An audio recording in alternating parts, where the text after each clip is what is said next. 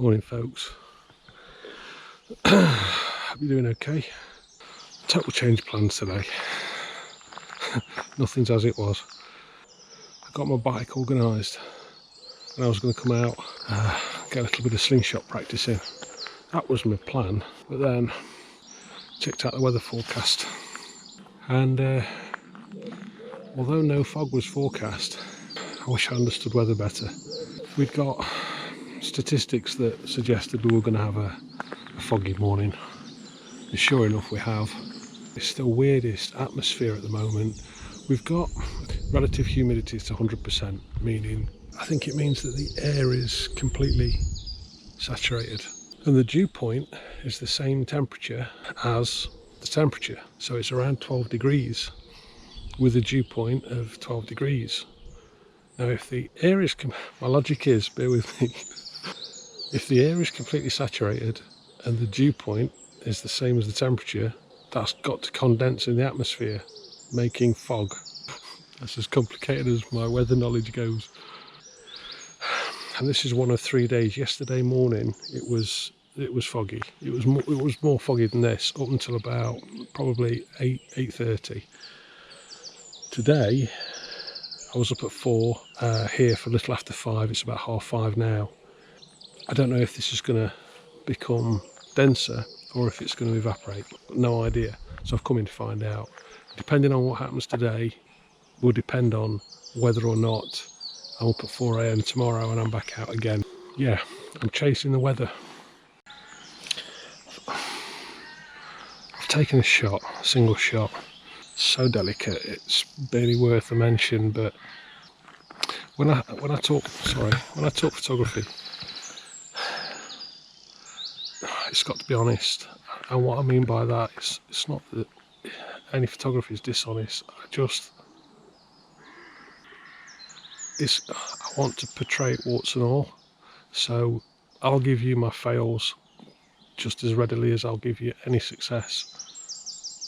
And the purpose of that, in my mind at least, is just to try and help people. Anybody that's starting out with this or just venturing into a woodland, I know what that was like for me many years ago, and it's a bit daunting. You don't know what you're looking at, you're not sure about how your settings work, you know, things just get overwhelming, and I don't want to make it look or sound easier than it is, and I don't want to make it look or sound harder than it is. You know, it's what it is, and that's what I want to portray. I'd like to just explain things as I find them now.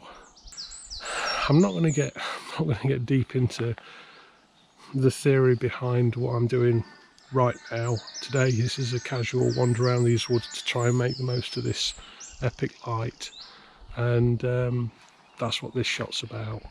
And all it is a tree, or a tree trunk. And I know the GoPro doesn't do this justice, but this is a very old tree, and the fish are there. I mean, I can get my fingers inside that quite easily. That gives an indication of the actual girth on this. I mean, come in, and it scales up, with all these gnarly bits of old bark. It sounds dead, it looks dead, the base is rotting, bits of old moss here, lichen, and you come around the side, and then there's this, and there's one limb, and it's got all this epic new season's growth on it. All of this belongs to that partially dead stump trunk. Amazing, huh? So my composition is split almost vertically. I have some empty space along the right hand edge of the frame with a silver birch there just to add some depth, and then a bit of delicate mist up in the top left hand corner, and that's kind of bringing the eye into centre of frame where we've got this, the light's coming from, move hands, The light's coming from this side and it's just casting a lovely brightness, a bright edge along the side of that trunk. So that should be, if I can get the depth of field, how deep we're in focus going into the frame, that should make for a nice little image.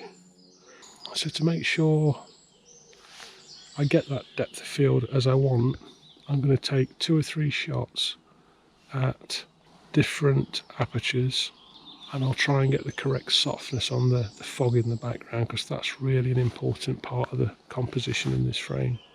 So I'll take those now, pick my gear up, and then we're going to head off down that trail, bang a right somewhere.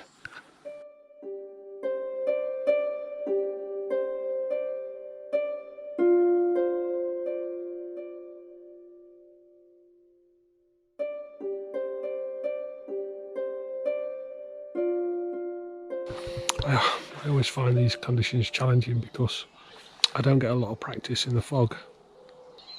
The light does some amazing things. You only have your instincts to go on, you know, your understanding of how photography works and your basic instincts as to what you're trying to achieve, what the light offers you, and the third leg on that tripod is how to set the camera to do the best for you that it can. And this is an interesting subject, but also the light, very, very unusual.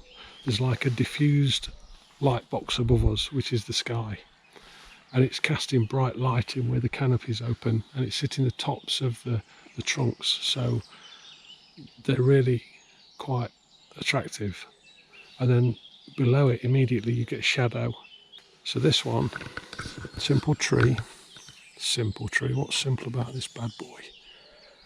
The light is just coming in and illuminating the top of the trunk there, down the face of the trunk, and then the top, just the top of these limbs.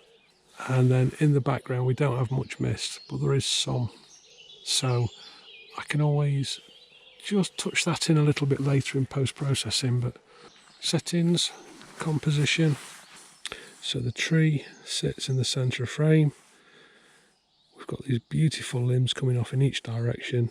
I'm not a huge fan of central compositions, but for tree work it sometimes just suits it.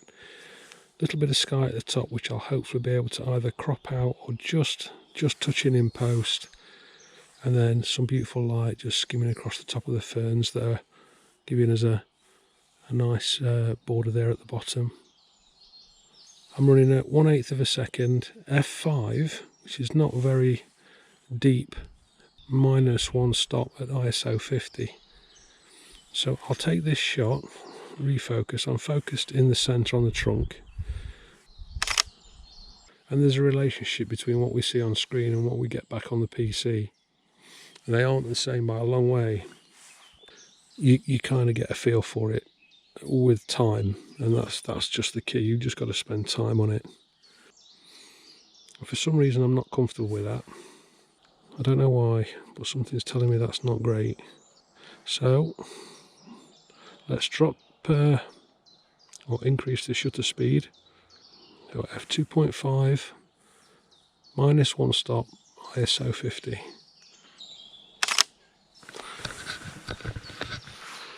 And all I've done there, honestly, is given myself options. I've got a couple of different exposures that are going to give me sufficient depth of field so the limbs and the trunk are reasonably in focus, whilst not having the background sharp. I still need to remove some of that chaos, and that's the point of having that shallow depth of field, is that what's in focus is only on a plane of the frame. Everything else is softer, less crispy. I've got options, that's the key to it. One of the biggest benefits of digital photography is we're not limited to one shot on one roll of film. We can take 100 shots if we wish, and nothing is sacrificed, nothing is lost, no cost. And that's beautiful, absolutely stunning. So, right, I've only got halfway up this trail, but I've been here half an hour, so I'm going to move. I need to find some mist.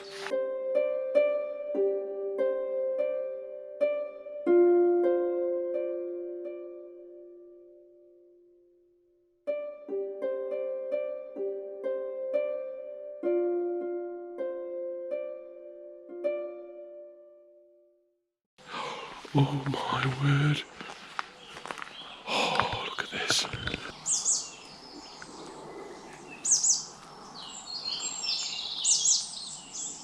See, I just can't get in there. The light is incredible. It's full of all these brambles and rough ground and obstacle fences getting in the way. But to get a shot in there with the right light on the right day, which feels like today, shall take a shot. What do you think? Is the sky gonna completely blow us out and lose all the detail in the front of the tree? Chaos. It's madness. It's all madness. Heck, let's take a shot. I've spent 10 minutes just finding a composition, and yeah, it's incredibly difficult. That's what I settled on, where we've got some of the softer light coming through, but in contrast to the tree and the foliage, it's really bright. We've got a nice blanket of mist just dropping into the background there, shrouded in that branch that's overhanging some darker foliage. So this will probably end up being a darker shot, but hopefully it'll be quite atmospheric, and we'll see. We'll see how we get on. It's a testing shot for sure. But very beautiful, as they all are, aren't they? Just do a quick shot up my nose while I lower my tripod. Sorry about that.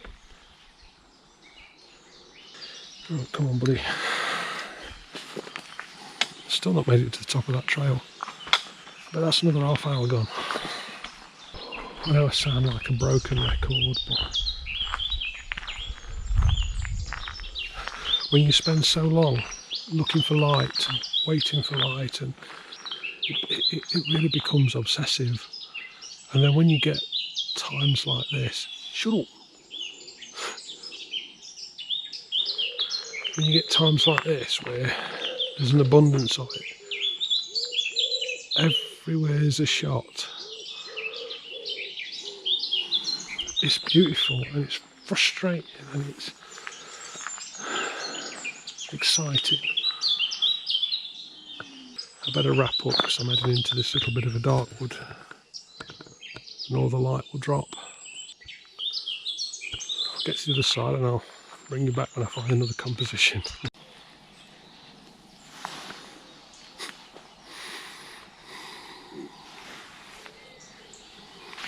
Smell, mate. It's called beaky. Don't know if you can tell why. See his beak. I think that's his sister. I don't think it's his brother. I don't know why. She's a bit more. Yeah, I do. She's gentler. She's softer. She's smoother. And he's more gnarly and crispy and epic. I need to broaden my vocabulary, I know. It'll happen. So, I've shot this tree 100 times, but never in this light, and never this far up the banking where I'm almost in a fence. I can't get the full picture. The reason being that at the top here we've got this oak tree here overhanging, and the leafage there just interferes. On this side we have a fir tree, and the leafage again just interferes. So what I have done in the past is I've tried to make the full frame beaky here. I've tried to make him fit as well as possible into the full frame, and then I just go through and take a few leaves out or edges that are just not quite right. It's not looking bad today. Quarter of a second at f10, so that we get a good depth of field and quite a lot of old beaker here in focus. At the moment that's showing me as being overexposed by 0.3 of a stop at ISO 50. Get to a third of a second, we get a little bit brighter and we get washed out.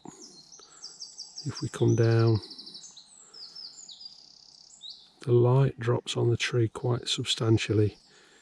It's quite ambient light in there, there's no real individual bright spots, it's just well illuminated, and that's all I can shoot. So I'm going to go somewhere like that. I'm focusing on that little woodpecker nest. That assumes a woodpecker nest, it'd be a shame if it wasn't, and take my shot. It takes some study to examine not just the subject, become oversensitive to what you're shooting and forget about everything else. It's the biggest mistake I used to make, and I still do it today. It's a very difficult habit to break. So anybody just getting into photography, particularly woodland photography, I implore you, try and spend as much time looking at the surround of your subject as you do the subject itself. It's the entire composition. Sounds so obvious, but really it's not. Let's leave Beaky in peace. I'm not really content with what I've shot so far today. I need to find that shot that hits the spot. All that tells me is I'm coming back tomorrow so far, but we'll see. We'll see. Came as a bit of a curveball this. I had completely different intentions for today. So having this little bit of mist this morning has motivated me to come out and shoot, but sort of took me off guard a little bit. I'm not completely content with this morning. The light's brilliant, don't get me wrong. I've probably not come into the best place. We've got more of this tomorrow. So what I'm going to do is I'm going to call this part 1. I shan't make 2 videos, it'll just be 1 video. But I'll be back up tomorrow, 4 AM, back down here. But what I'm going to do is I'm going to come into the park from the other side. Let's try that. Right then, folks. I'm not disappointed, but it could have been more spectacular, just for perhaps 20% more fog. Just that extra oomph, you know.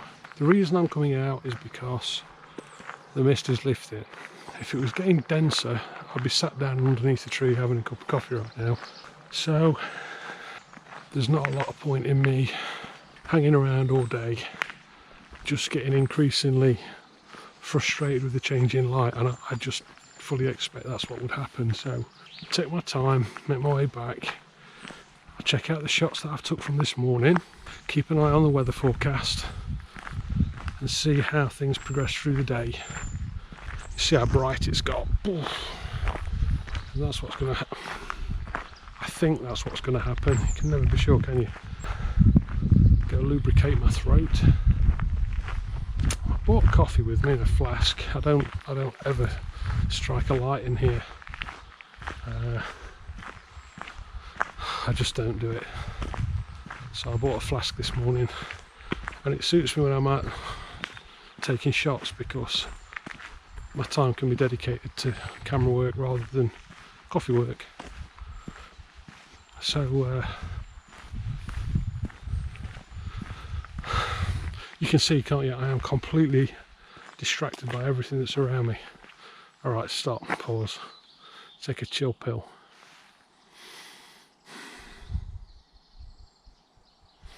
Chaos, it's everywhere, surrounded by it. Some of it is palatable, some of it's not. Some of it's challenging, some of it can be worked with, some of it can't. Some of it you can embrace it, find the beauty in it, and at other times it just dents your spirit.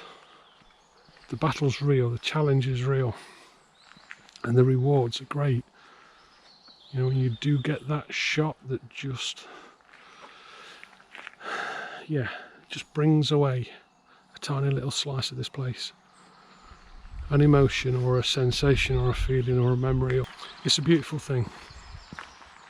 Challenging, rewarding. It's something you can dedicate time to. It gives you an excuse to come out. It gives you an opportunity to learn about things that otherwise you might not have any interest in. Like what the relative humidity is, where the dew point sits, and what that means for an opportunity to shoot. So, go and contemplate things, chill out, and fingers crossed, I'll be back tomorrow. Ding ding, round 2.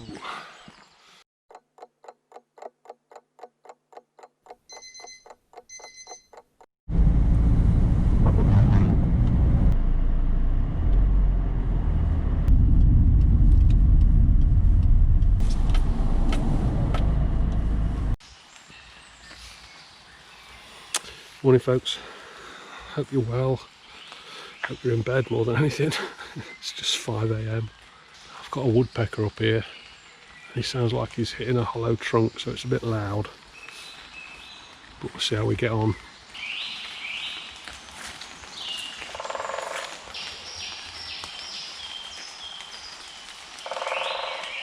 Day 2.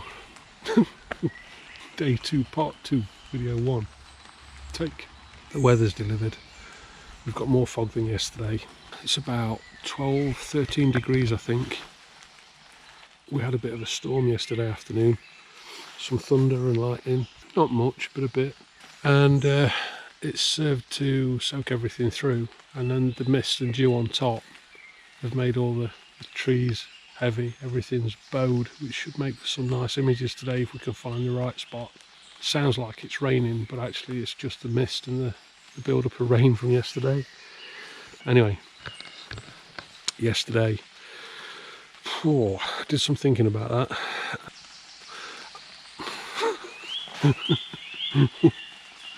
Oh dear. I said in yesterday's video, it was really important for whatever I chat about photography, for it to be honest. That was with an attempt at helping anybody starting out fresh or coming out seriously for the first time to take some shots in a woodland. And what I was going to do was I was going to pull yesterday's video. I was just going to forget it. I didn't come away satisfied, as I mentioned. I've not checked all the images. I'm sure there's a few in there that are keepers, but I just didn't hit the spot. It just didn't hit the spot. I can't explain it. Conditions weren't perfect. Then I ended up feeling a little bit ungrateful because I'd not exploited the best of the day. No major trauma, just, I don't know, a normal day really. And that's the point of it. If it's going to be honest, which it needs to be, then I have to post it. That's so that anybody starting out sees what a normal day can be, how the frustration can be real, and that you don't always come away happy and content, and it's not always a pristine perfect image with a nice white border, and that's not reality for me, at least. I don't have the ability to shoot perfect shots every time I come out. No way. We all have a standard as well, and the more you do this, I think your standards can rise beyond your ability. So your expectations go beyond what you're capable of producing. I think that's what I'm trying to say. And then frustration sets in and you have to learn to rein it in. And that's part of the process we go through. It's just part of the learning curve. And after we've been through that process and we settle down, yesterday still happens. That's it. That's what it's about. It's about coming out and attempting to get a shot, not get a shot. We don't have that right. We don't have that ability all the time to guarantee it. So, cutting to the chase, I'm going to post yesterday's video and I'm going to post this little note. I'll take the images from yesterday, I'll process them as promised, and every one that I touched on, or each of them that I touched on, 3 or 4 of them, I'll post them up now. Today I'm going to do as I said, but I'm not going to add it to this. The video's already long enough. So any of the shots that I take from today, if you'd like to see them, I'll post them to my Instagram account, so feel free to follow on there, and you'll get an insight into whatever comes from today. But I'm in here now for the next 3 or 4 hours, so I bought myself a nice flask full of Colombian. Not a real Colombian I reviewed in the previous video. I'll stick a link in there somewhere if you're interested in coffee. Do one. God, I've been plagued by bats this morning. I'm right on edge. They've been flying down at me and scooping out of the trees. Loads of them. It's nice to see. And they're not short of insects, I tell you. I bet there's some right little fat bats running around. Fat bats, that's a thing. Right. Gonna love you and leave you. Thank you for watching. I hope this message touches a nerve for someone. I hope it's supportive. I hope it helps. I hope it helps just balance that angsty start that we get where things feel a little bit overwhelming. That's my goal. That's what I'd like for it to do. I'm going to pick my gear up, head off down here, grab a shot of that lovely, it's a pine tree, and I'll catch you on the next one. So till then folks, please take care of one another, and always remember, if you can't be good, just be careful. I'll see you soon. Bye.